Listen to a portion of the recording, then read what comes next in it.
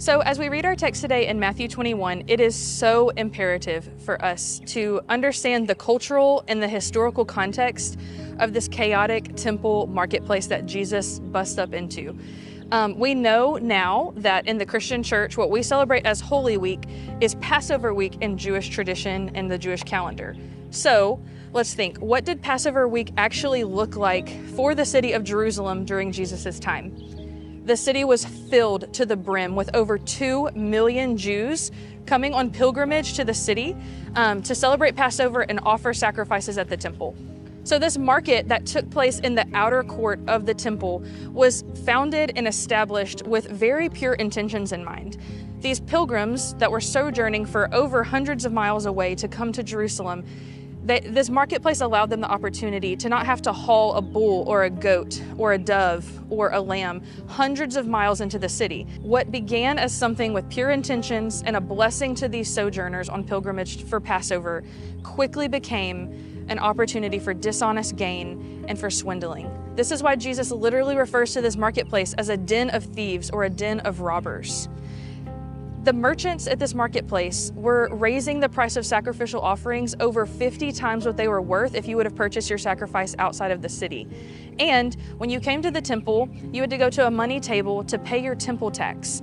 But if you didn't have exact change or the right currency for Jerusalem, you had to pay exorbitant exchange rates. So what began as your pilgrimage Passover to the temple with the goals of worship and prayer and sacrifice was totally eclipsed by going to the temple courts into the marketplace and being broke just to enter the temple.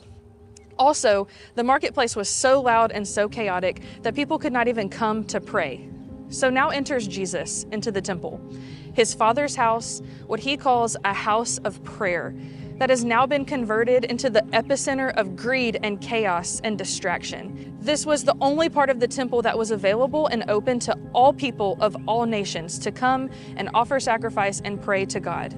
So we see Jesus here respond in righteous anger, and he clears out the temple courtyard, flipping over the money tables and casting out the buyers and the sellers alike.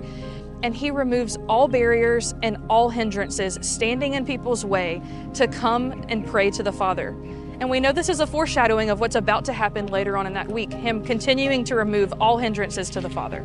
Not only does Jesus clear the temple and allow prayer to resume, but he stays there, and the blind and the lame come to be healed, and children come and worship him, crying out, Hosanna. Just like we heard about yesterday in our story of Palm Sunday from Lori, these children were probably present on the streets as Jesus made his triumphal entry and heard their parents shouting Hosanna to Jesus as well.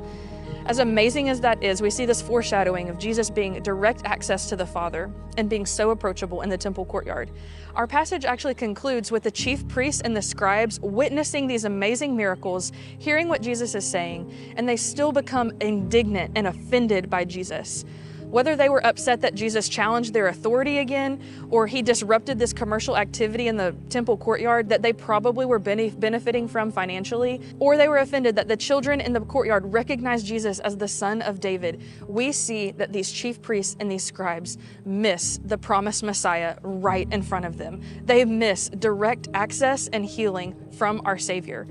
May we not be like these chief priests and these scribes. May we not miss our Savior in the midst of our busy lives and our very church-centric culture. May we run to him, undistracted and with hearts full of thanksgiving for direct access to the Father through Jesus that he accomplished through his death and resurrection.